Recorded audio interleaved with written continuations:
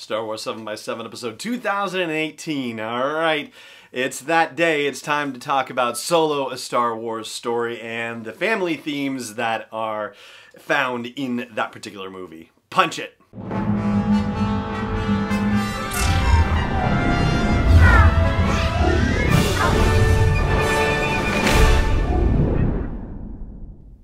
Hey Rebel Riser, I'm Alan Voivod and this is Star Wars 7x7.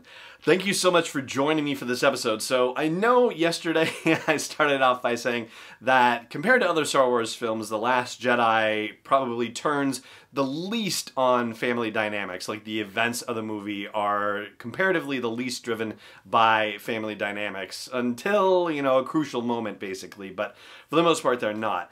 And now I'm about to tell you that as far as Solo, a Star Wars story goes, if there is a Star Wars movie that turns on family dynamics less than any other movie, I would say it's Solo. I'm not going to talk about Rise of Skywalker tomorrow and say, remember what I said about Solo? No, Rise of Skywalker really is the least of them all. No, that's not how it's going to turn out because it really does kind of turn on a family dynamic or three. But anyway, as far as Solo goes, yeah, not a heck of a lot. And we have been expanding the definition of family to some degree, not just the blood relation situation and not just the adoptive family situation like, say, Leia being adopted by Brea and Bail Organa, but also by the family that you create, by the people that you gather around you, your compatriots and companions and that sort of thing. And I don't feel like you really get the sense of that with Solo, a Star Wars story. We have Han and Qi'ra at the beginning, who are orphans and being made to steal to survive, all of that stuff.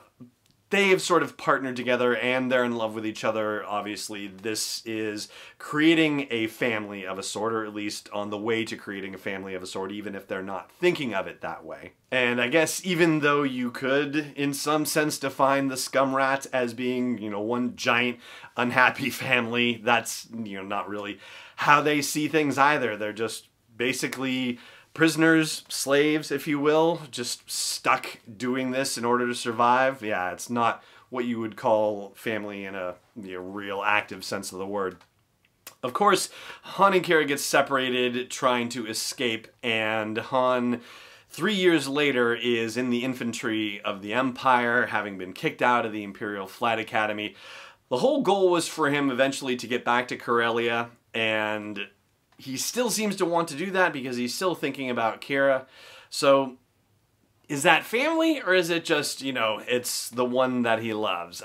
You know, I feel like there is sort of an overlap there, but doesn't necessarily feel directly like family to me. And even falling in with Beckett's crew and getting Chewbacca to help the two of them escape from Imperial custody, again, you know, family doesn't necessarily seem to play into it so much. Although I suppose you could argue the case that Beckett's crew is a family of sorts. They're certainly dedicated to each other, and, you know, Beckett and Val are married, so there is a, you know, long-standing kinship between them, and they've talked about retiring together and all this stuff, so it's all together the more poignant when things go awry on Vandor 1 with that train heist and Val dies, unfortunately. Yeah, it's a blow to the family, to be sure. But it's not necessarily a family dynamic that drives the plot, drives the story, drives the character arc and development of the characters. Yeah, it doesn't quite work in that particular sense, unlike how it's worked in previous Star Wars movies. And as far as blood relations go, there's precious little talk about that. Enfys Nest talks about her mother briefly, and certainly her mother is a motivating and inspiring force for her. Han and Lando have a brief conversation about parents. When Han initially gets onto the Millennium Falcon, he talks about how his dad used to work the line at the Corellian Engineering Corporation plant until he got laid off. Lando asks him whether he's close with his old man, and Han says no, and Lando says, yeah, me neither, but my mother is the most amazing woman I've ever met. No mom talk from Han in that regard. We get interrupted in the scene by L3 at that moment. And this, of course, makes me want to know more about Lando's mother, so if Solo 2 ever happens, I think we have to have Lando's mom appear in this thing. And I would like to know what happened with Han's parents, too, and Lando's dad, but Han was an orphan when we met him in this movie, which suggests that his parents are either dead or had to get rid of Han for some terrible reason. And it would be interesting to know what that story actually is. And that's as much as I have to say about families in Solo, although there is one crazy fact that I learned today about Solo that I did not know but discovered as part of my prep for this episode, and I will share that with you. It relates to Warwick Davis after the break. Stay tuned. Hey Rebel Rouser, I've made some changes to the asteroid belt level at patreon.com/SW7X7, and they are all with sponsors in mind. So if you want to get the word out about your business, your product, your service to a dedicated Star Wars audience, then please check out patreon.com/SW7X7 and look for the asteroid belt level for details. Again, that's patreon.com/SW7X7. Welcome back.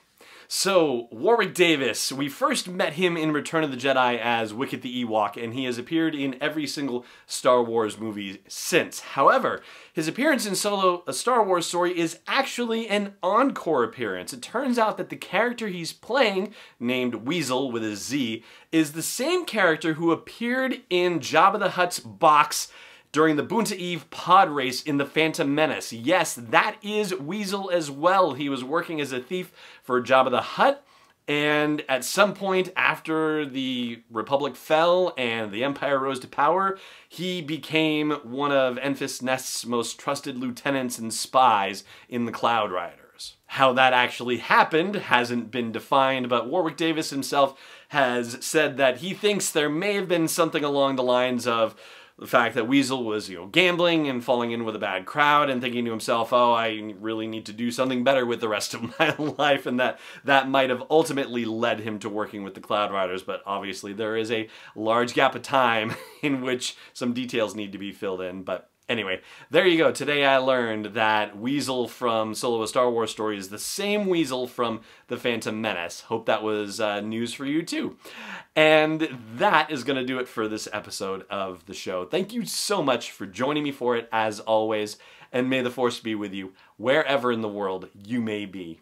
Star Wars 7x7 is not endorsed or sponsored yet by Lucasfilm Limited, Disney, or 20th Century Fox, and is intended for entertainment and information purposes only. Star Wars, the Star Wars logo, all names and pictures of Star Wars characters, vehicles, and any other Star Wars-related items are registered trademarks and/or copyrights of Lucasfilm Limited or their respective trademark and copyright holders. May the Force be with them. All original content is copyright 2020 by Star Wars 7x7. We hope you love it.